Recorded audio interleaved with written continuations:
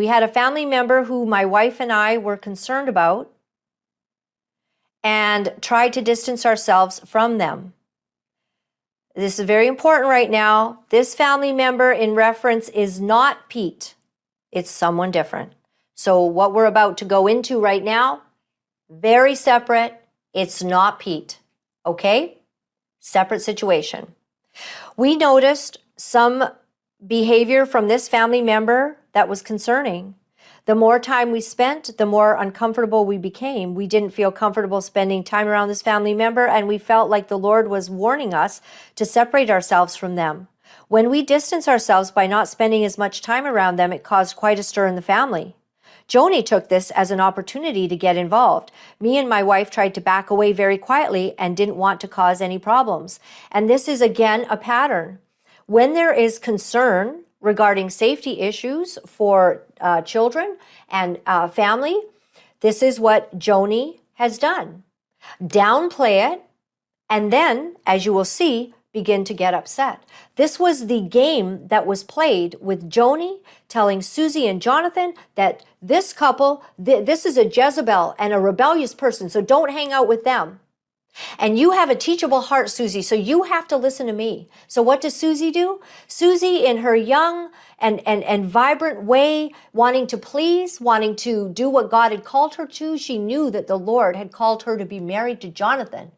And some horrific things had already been said to her by Joni, causing some concerns in her heart about, all of it.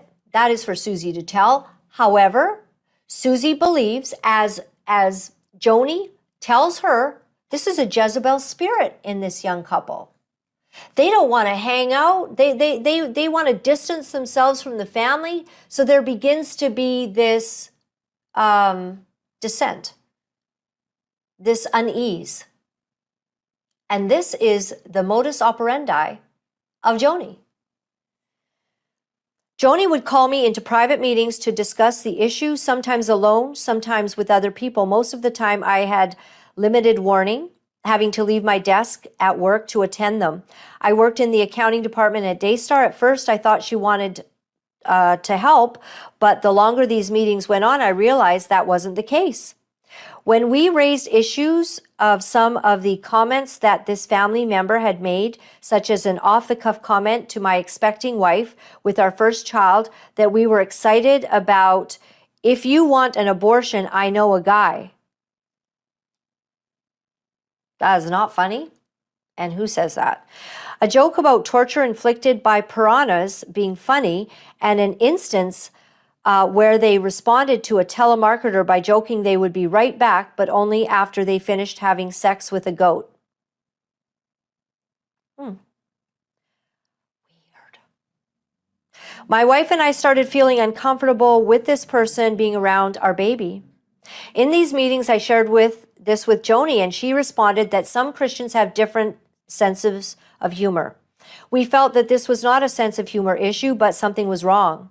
These comments, plus the family members' interest in being around diaper changes, even when we would go into a separate room, began to concern me more and more. I believe this is the gentleman speaking now. This happened multiple times and in growing frequency. One instance at Joni's lake house, our child needed a diaper change, so my wife told me I need to change our child's diaper. I'll be back. She left the living room, and the family member followed behind my wife and went into our bedroom across the house near the entrance. Susie noticed the family member follow my wife, so she followed and asked what the family member was doing. When he went into our bedroom while my wife was preparing to change our child's diaper. So Susie said, what are you doing? This isn't really a public space. This is between a mom and the baby. The family member lingered, and Susie asked the family member to leave. The final straw was during a family movie night. We had our child sleeping in a pack and play in a separate room. while we were watching this movie. Then this particular family member got up and went into the direction of that room, which I thought was odd. I got up and followed them into the room, and the family member was sitting in the dark with the lights off on the couch beside the pack and play where my child was sleeping, just 5 feet away. I questioned them, asking why are they in there. The family member didn't know what to say. I told him to get out of the room and not to go in there if my child is sleeping. When we brought up this last event, we were told by his family that that room was their safe place, and that is why they wanted to go in there. However, this family member had his own room upstairs. Due to this incident and the odd and strange explanation from the family, we started to distance ourselves from them. We felt our concerns were not being taken seriously. Joni Lamb has a word from the Lord. Pete's innocent. He's innocent. Marcus Lamb claps, and it's all swept away. The exoneration. Some family member says he's exonerated, and everybody's thrilled, despite the very odd behavior of Pete. Odd behavior. Going into rooms where little children are undressed.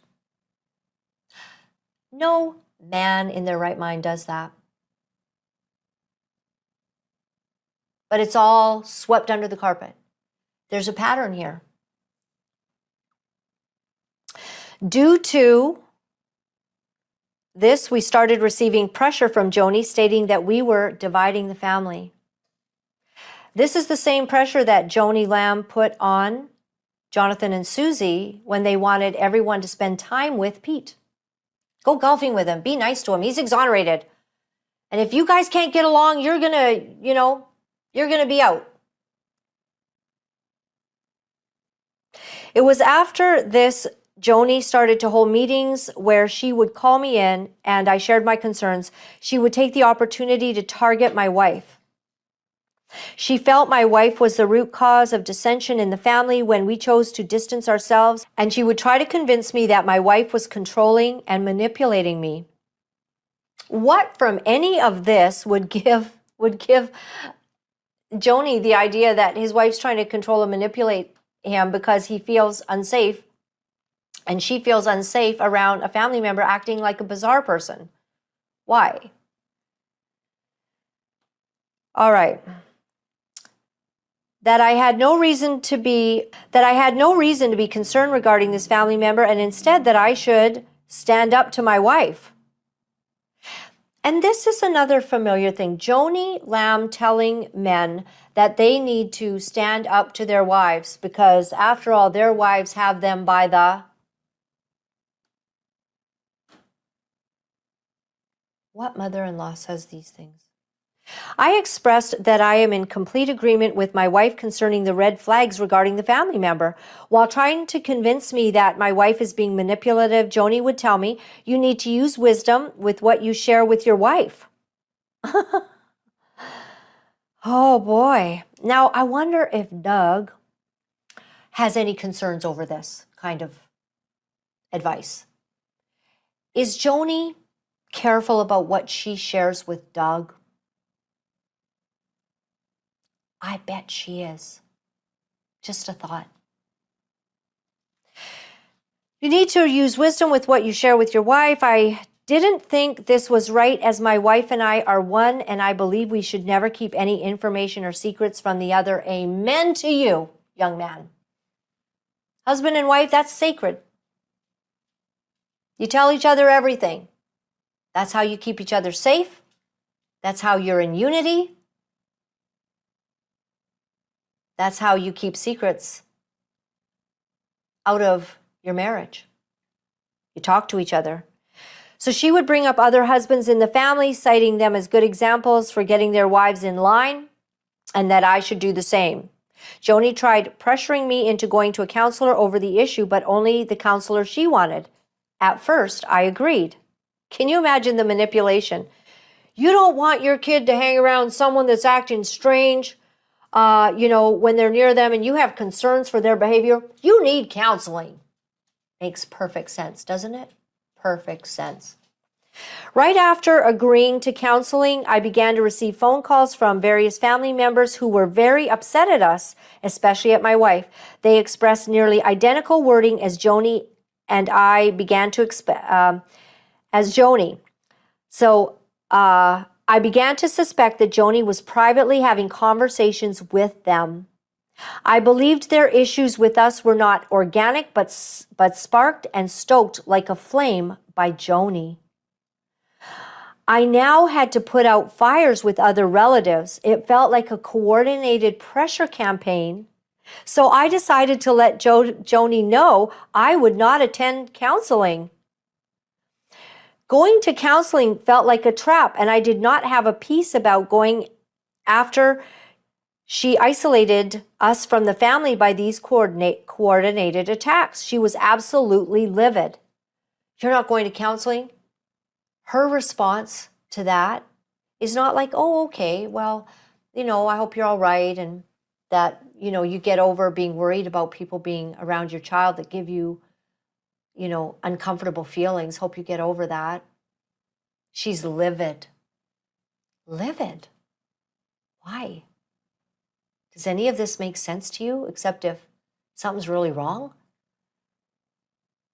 She was absolutely livid, telling me I was double-minded and not a man of my word. Later that week, I was called into another meeting. How do they get any work done? In that meeting, Joni told me that I had no choice but to go to her counselor. Oh, really? Wow.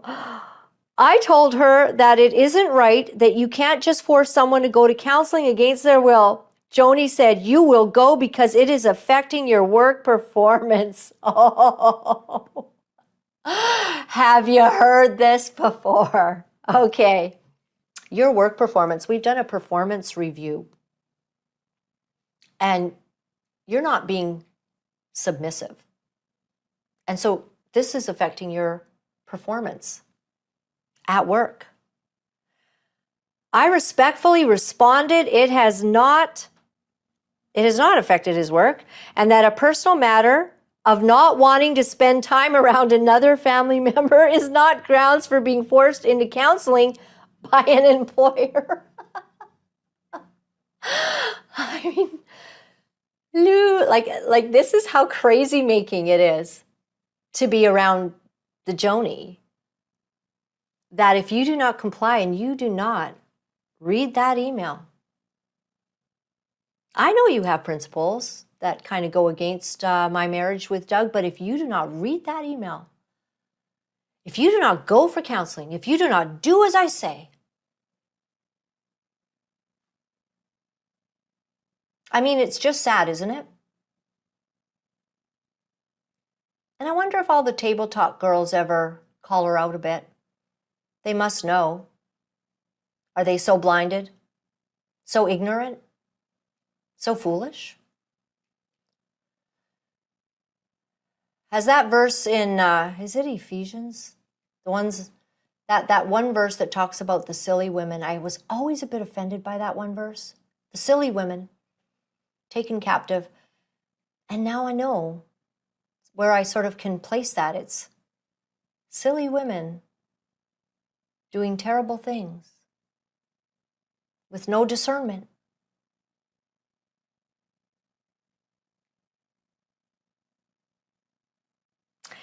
Wonder if anybody is going to call her out.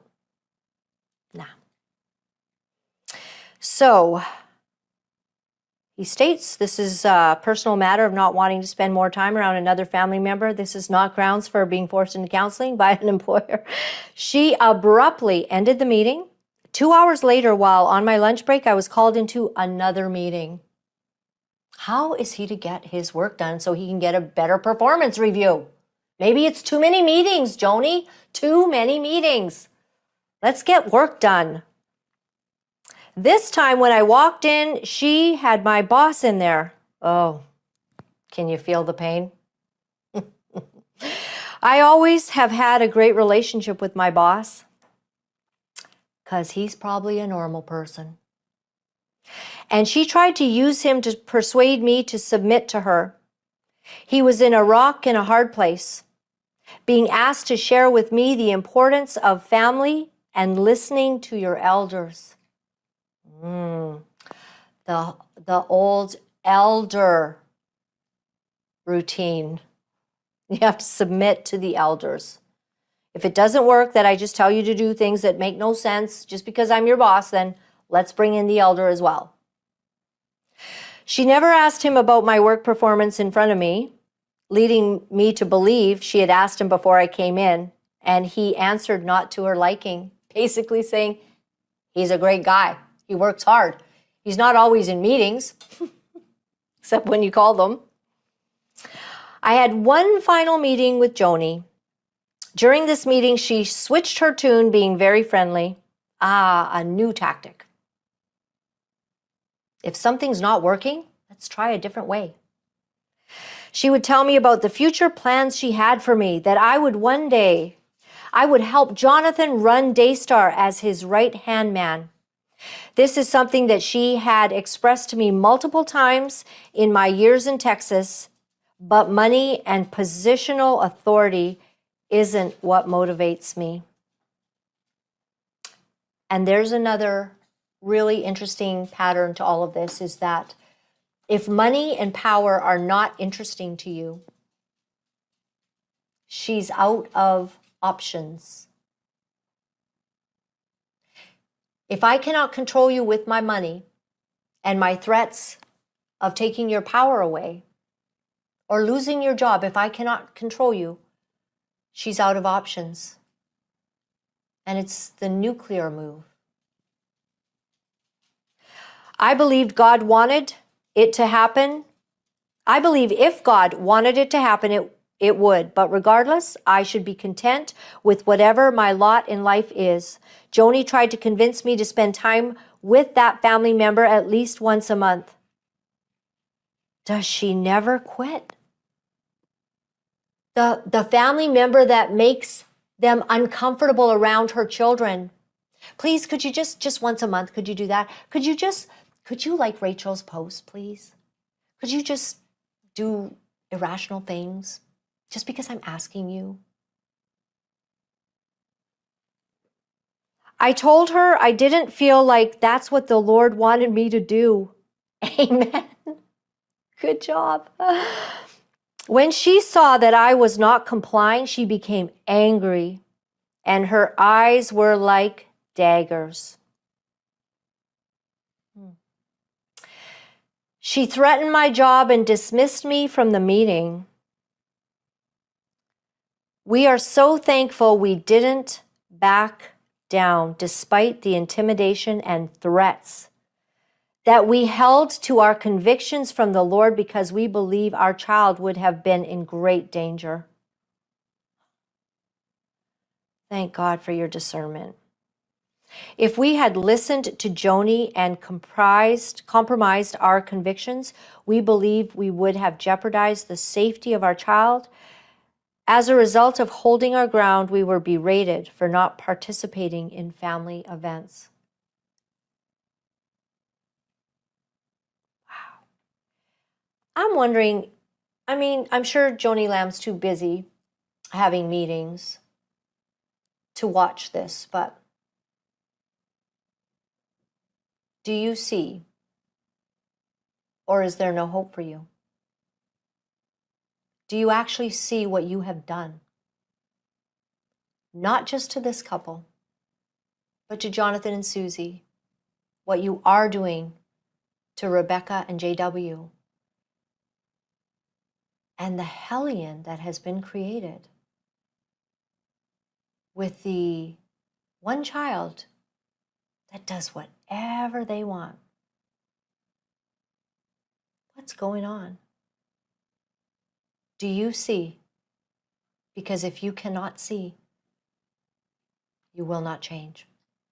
There is no hope. Over the course of our final few months in Texas, my wife and I sought God very much, giving much time to prayer, checking our hearts often because we wanted to be pleasing to the Lord.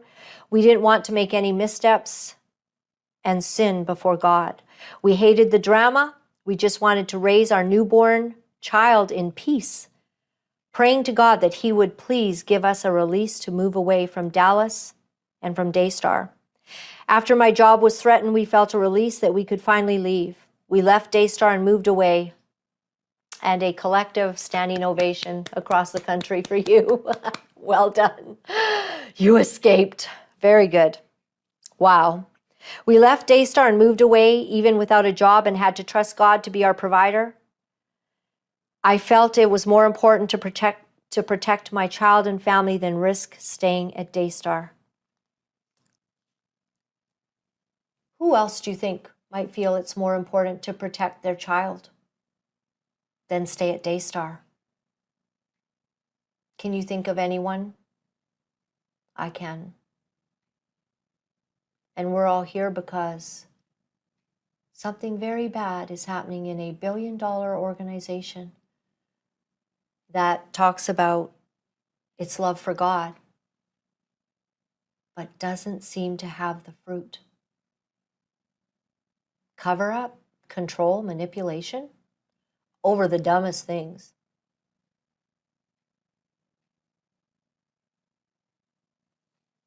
Wow. For years, we kept much of our experiences to ourselves. We felt God impressed upon us not to share, but rather walk away, living in forgiveness and focusing on raising our family. We were essentially cut off from the Texas family, and it wasn't until after we saw what happened with Jonathan and Susie that we realized we weren't alone. It is only now that we feel that we had no other choice than to come forward. We felt a conviction from the Lord after hearing about the alleged sexual abuse of Jonathan and Susie's child, that we couldn't stand on the sidelines after experiencing for ourselves intense persecution while trying to protect a child. How very odd. I reiterate that if this is so messed up that there can be no hope of healing, then I don't know what the answer is. This control, it's gone on not just in these kinds of situations, but with every whistleblower we've heard from. And I'll guarantee you something. There's more to come. I guarantee that.